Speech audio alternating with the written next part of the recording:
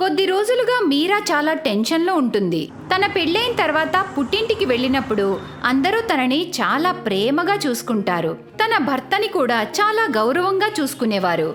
కానీ కొద్ది రోజులుగా వాళ్లల్లో మార్పు గమనిస్తుంది. అందుకే తను చాలా బాధపడుతూ ఉంటుంది. ఏమైంది కోడలా?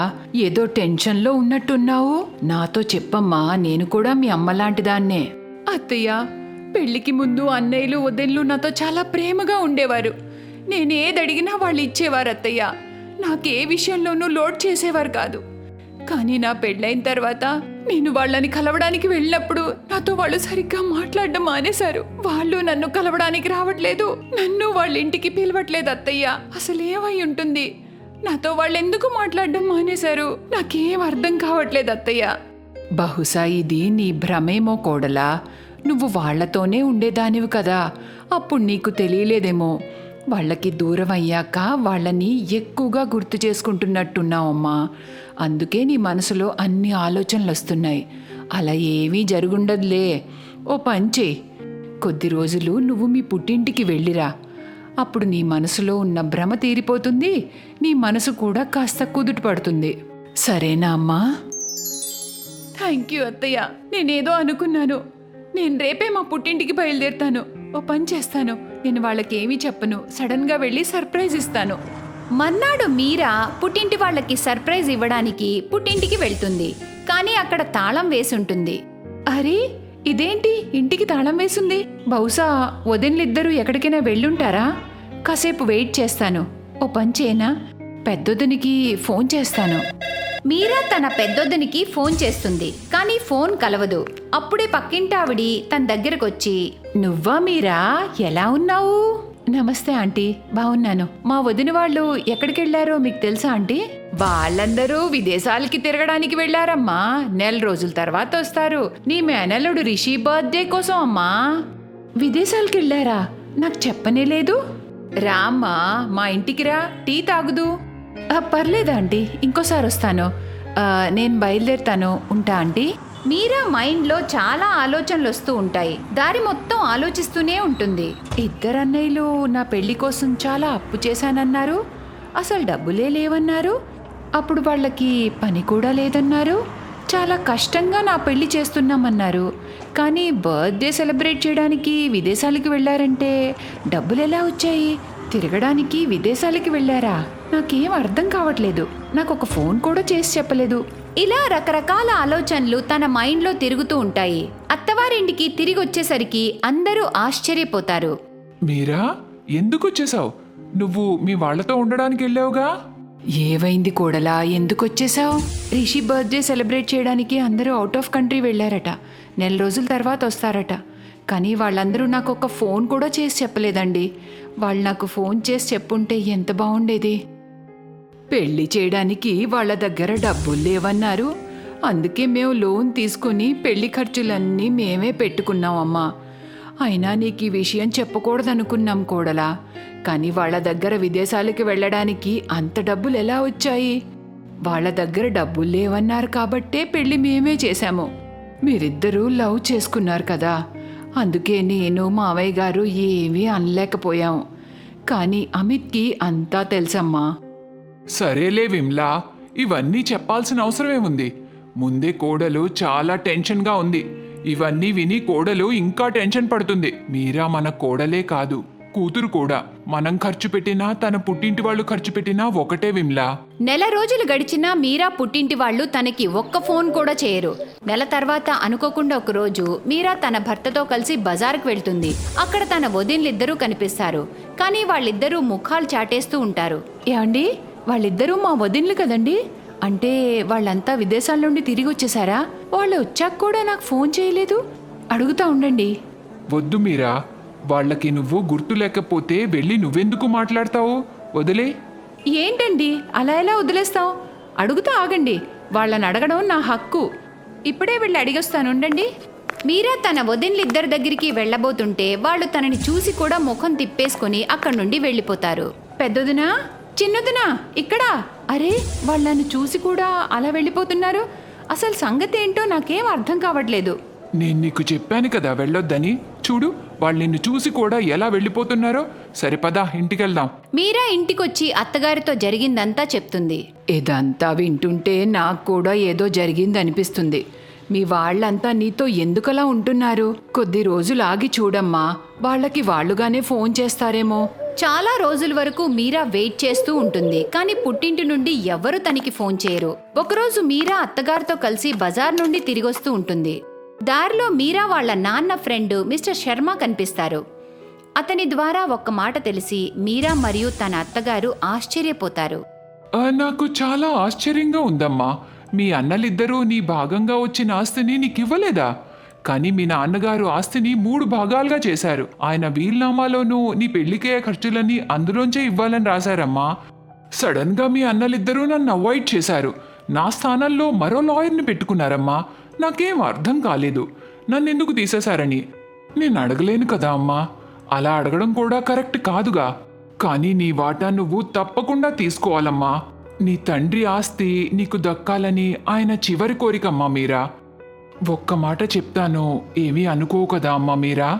మీ అన్న వదిన్లు నీకు చాలా మోసం చేశారమ్మా. నా సొంత అన్నలే నన్ను మోసం చేశారంటే నేను అస్సలు నమ్మలేకపోతున్నాను. శర్మ అంకుల్, ప్లీజ్ నాకు ఒక హెల్ప్ చేయండి. నా తండ్రి ఇచ్చిన వాటా నాకు కావాలి అంకుల్. చెల్లి నీకు ఆస్తిలో వాటా ఇవ్వమని నన్ను ఒక్క మాటైనా అడిగి ఉన్నా నేను నవ్వుతూ ఇచ్చేసి ఉండేదాన్ని అంకుల్. అరే, నేను వాళ్ళ సొంత చెల్లెల్ని. నన్ను వాళ్ళు ప్రాణం అడిగినా ఇచ్చేసేదాన్ని. కానీ వాళ్ళు నన్ను ఇలా ఇంత మోసం చేశారు.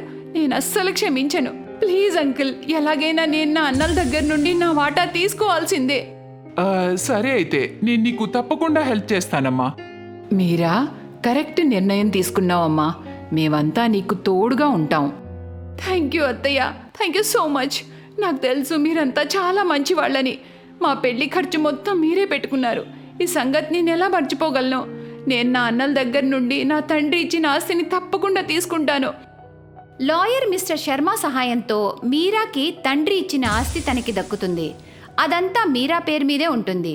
కానీ మీరా అన్నలు డబ్బు కోసం ఇంత మోసం చేశారని తను చాలా బాధపడుతుంది. ఈ రోజు నుండి నాకు ఏ పుట్టిల్లు లేదు, మీకు చెల్లెలు కూడా లేదు. అలా అనుకు చెల్లి, మేం తప్పు చేశాం. అవును మీరా, డబ్బు మాయలో మా కళ్ళు మూసుకుపోయాయి. లేదన్నయ్య, చాలా ఆలస్యం అయిపోయింది.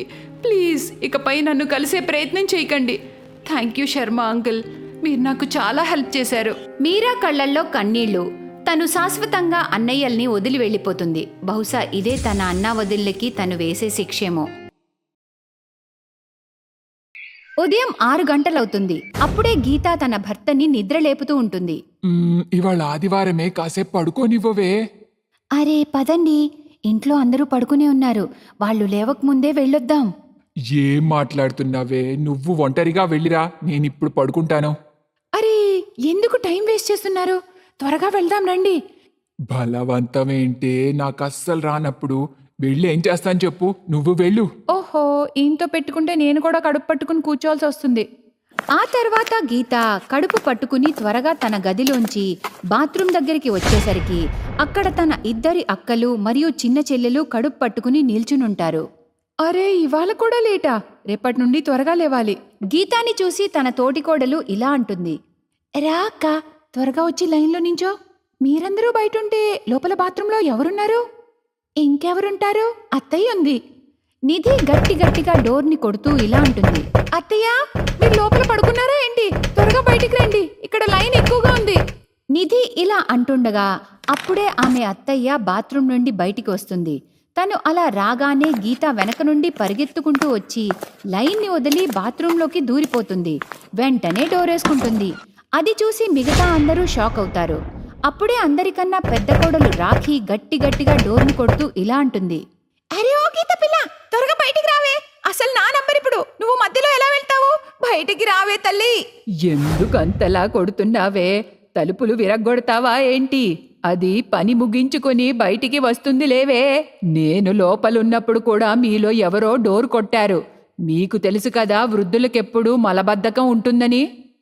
మీకా ప్రాబ్లం ఉంటే మీరు ఉదయం త్వరగా లేచి వెళ్ళండి అత్తయ్య. మీ వల్ల మా అందరి కడుపులు కదిలిపోతున్నాయి.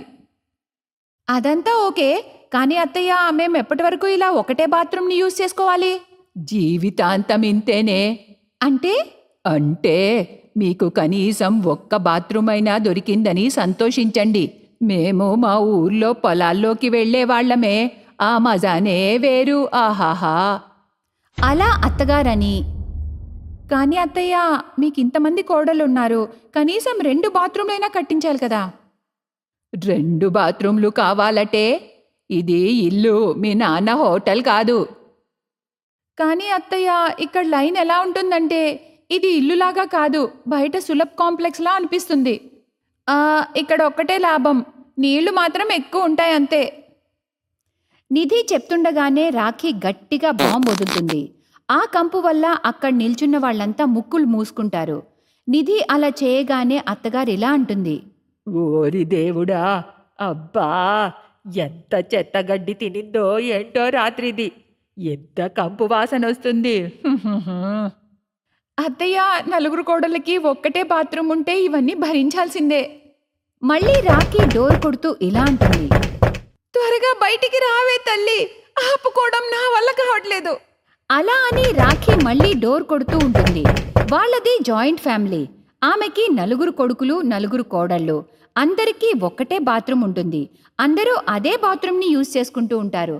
అసలైతే ఆ ఇంట్లో 2 బాత్రూమ్లు ఉంటాయి, కానీ ఒక బాత్రూంలో సీట్ విరిగిపోయి ఫ్లష్ పాడై ఉంటుంది. అందువల్ల దాన్ని ఎవ్వరూ యూజ్ చేయరు. పాపం అందరి కోడళ్ళకి సగం రోజు ఆ బాత్రూమ్ ముందు వెయిట్ చేస్తూనే అయిపోతుంది. ఇంకా పైగా పొరపాటున ఎవరైనా చుట్టాలు ఇంటికి వచ్చారంటే ఇక అంతే సంగతి. ఒకరోజు డోర్ బెల్ మోగుతుంది. అప్పుడే గీత డోర్ తీసి, మేడం, రష్మి గారికి పార్సల్ వచ్చింది. ఆగండి, నేను ఇప్పుడే పిలుస్తాను. రష్మి, ఓ రష్మి, నీకోసం ఏదో పార్సిల్ వచ్చింది. వస్తున్నా అక్క. ఇదిగోండి. పార్సల్ ఇచ్చి ఆ కొరియర్ బాయ్ వెళ్తూ ఉంటే ఆగి ఇలా అంటాడు. మేడం ప్లీజ్, నేను మీ బాత్రూమ్ని యూజ్ చేసుకోవచ్చా? ఎందుకు? ఎందుకంటే ఇది నేచర్ కాల్, ఎప్పుడైనా రావచ్చు. నాకు ఇప్పుడు వస్తుంది. అక్క, ఇప్పుడు బాత్రూంలో ఎవరూ ఉండరు కదా. నాకేం తెలుసు రష్మి, కానీ ఇప్పుడు ఇతనికి అర్జెంట్ అంటే ఏం చేస్తాం? తీసుకెళ్ళి ఇతన్ని. రష్మి అతన్ని బాత్రూమ్ వైపుకి తీసుకెళ్తుంది. కానీ కొరియర్ బాయ్ డోర్ పట్టుకుని తీయడానికి ప్రయత్నిస్తుంటే అది రాదు. లోపల నుండి మూసుంటుంది. ఇప్పుడెవరే? ఇప్పుడైనా నన్ను ప్రశాంతంగా వెళ్ళనివ్వండి. ఉదయం వెళ్ళనివ్వరు, ఇప్పుడు కూడా విసిగిస్తున్నారు. నేను నా పని ముగించుకునే బయటికి వస్తాను. అరే అక్క, మెల్లగా మాట్లాడు. ఎవరైనా వింటే ఏమనుకుంటారో? వింటే విన్నివ్వు. వాళ్ళకు కూడా తెలియాలి మనకి ఎలాంటి అత్తగారు దొరికిందో అని. 4 కోడళ్ళకి ఒక్క బాత్రూమే కట్టించింది. ఆ తర్వాత రష్మి ఆ మనిషితో ఇలా అంటుంది. క్షమించండి, మీరు కొంచెం వెయిట్ చేయాల్సి ఉంటుంది. ఏం పర్లేదు మేడం, నాకంత ఎమర్జెన్సీ ఏమీ కాదు. అలా అని అతను కాసేపు నిల్చుంటాడు. కానీ చాలాసేపు వెయిట్ చేశాక కూడా నిధి ఇంకా బయటికి రాకపోయేసరికి ఆ మనిషి బయటికి వెళ్ళిపోతాడు. అప్పుడే రష్మి వెనక నుండి పిలుస్తూ, ఆగండి ఆగండి, ఎక్కడికి వెళ్తున్నారు? మీ పని అయ్యాకే వెళ్ళండి. వద్దు మేడం, నేను ఇలానే వెయిట్ చేస్తూ ఉంటే నా ప్యాంట్ పాడైపోతుంది. ఇంతకంటే నేను బస్టాండ్లో ఉన్న సులభ్ కాంప్లెక్స్కి వెళ్ళడం మేలు మేడం. అలా అని ఆ వ్యక్తి పరిగెత్తుకుంటూ వెళ్ళిపోతాడు. రష్మి తల పట్టుకుని కూర్చుండిపోతుంది. కొన్ని నెలలు ఇలాగే గడిచిపోతాయి. కానీ బాత్రూమ్ సమస్య అలానే ఉంటుంది. ఒకరోజు సాయంత్రం అత్తగారు బయటికి వెళ్ళినప్పుడు 4 కోడళ్ళు కూర్చుని ఈ సమస్యకి ఎలా పరిష్కారం వెతకాలో అని ఆలోచిస్తారు.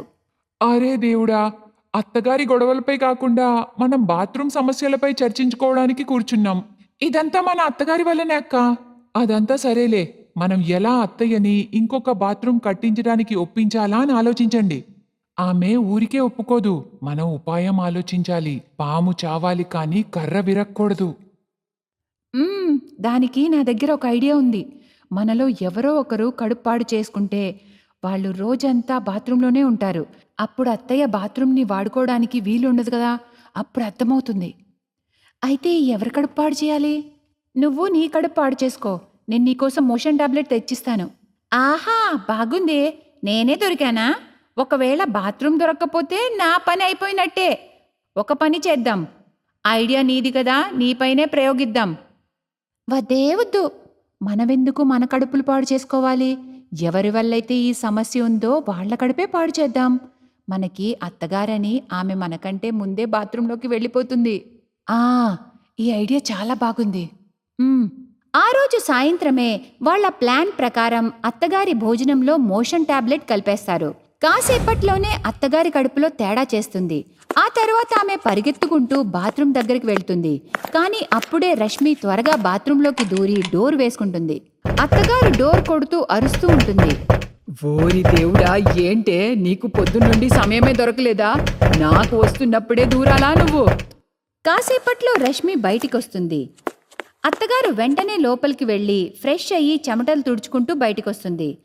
ఆమె తన గది వైపుకు వెళ్తుండగా తన కడుపులో మళ్లీ గడబడ మొదలవుతుంది. తిరిగి మళ్లీ బాత్రూమ్ వైపుకు వెళ్తుంది. కానీ అప్పుడే నిధి బాత్రూంలోకి వెళ్తుంది. అప్పుడు అత్తగారు ఇలా అంటుంది. అరే నిధి, ఆగవే, నాకు చాలా అర్జెంటుగా వస్తుంది. కొంచెం లేట్ అయితే నువ్వే క్లీన్ చేయాలి. నాకు కూడా చాలా అర్జెంట్ అత్తయ్య, మీరు కొంచెం వెయిట్ చేయండి, నేను ఇలా వెళ్ళి అలా వచ్చేస్తా. అలా అని నిధి బాత్రూంలోకి వెళ్ళిపోతుంది. అరే త్వరగా రావే, బయటికి రావే తల్లి. అప్పుడే రాఖీ కూడా అక్కడికి వచ్చి అత్తగారిని ఇలా అడుగుతుంది. ఏమైంది అత్తయ్య, కడుపులో బాగోలేదా ఏంటి? ఆ, నాకు కూడా అదే అనిపిస్తుంది. కడుపులో ఒకటే గడబిడగా ఉంది. ఆ పెళ్ళేమో అప్పటి నుండి బాత్రూమ్ని కబ్జా చేసి కూర్చుందే. ఇప్పుడు అర్థమైందా అత్తయ్య? ఇంకొక బాత్రూమ్ ఉంటే మీకింత బాధ ఉండేది కాదు కదా. ఇంత పెద్ద ఫ్యామిలీకి 2 బాత్రూంలు ఉండాలి. ఇంట్లో గదులు తక్కువ ఉన్నా పర్వాలేదు గాని బాత్రూంలు 2-3 ఉండాలి. సరిగ్గా చెప్పావే కోడలా. ఒకవేళ ఎవరికైనా నాలాగా కడుపు బాగోలేకపోతే వాళ్ళ సంగతి అంతే. నేను రేపే మన 2వ బాత్రూమ్ని బాగు చేయిస్తానే. అలా అని అత్తగారు అక్కడి నుండి వెళ్ళిపోతుంది. అప్పుడు నలుగురు కోడళ్ళు కలిసి చేతులు కలిపి ఇలా అనుకుంటారు. మన ప్లాన్ వర్కౌట్ అయింది. Best buddies. హలో ఫ్రెండ్స్, ఈ వీడియో చూసినందుకు మీకు ధన్యవాదాలు. ఒకవేళ మీకు ఈ వీడియో నచ్చినట్లయితే దయచేసి లైక్ చేసి సబ్స్క్రైబ్ చేయండి మరియు ఈ వీడియోపై కామెంట్ చేయండి. ఇంకో విషయం, షేర్ చేయడం మర్చిపోకండి. ఇలాంటి మరిన్ని వీడియోలు మీరు చూడాలనుకుంటే కిందనే ఉన్న బెల్ బటన్ని నొక్కండి. చూస్తూనే ఉండండి.